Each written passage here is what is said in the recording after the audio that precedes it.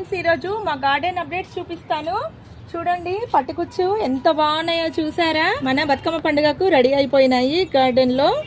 ఇవి చూడండి, ఇది రామ తులసి ఎంత బాగుందో. నేనైతే ఇది మాల కట్టి వేస్తాను దేవుడికి. ఇవి ఆరెంజెస్ ఎంత గుత్తులు గుత్తులుగా ఉన్నాయో, ఎన్ని కాసినాయో. ఒకటే కొమ్మకు 3 ఉన్నాయి, చూసిండ్రా.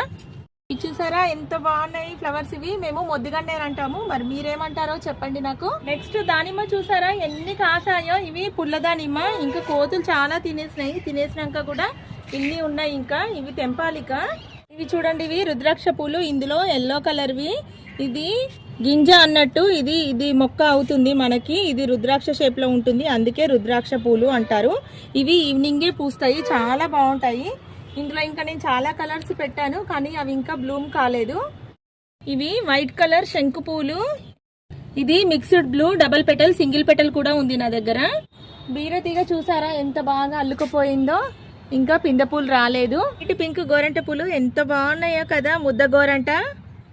ఇప్పుడు వచ్చేసి ఇవి వైట్ కలర్ ఫ్లవర్స్. ఇవి చాలా బాగుంటాయి, చాలా పూస్తాయి. ఎప్పుడు బ్లూమింగ్ ఉంటూనే ఉంటది మనకి.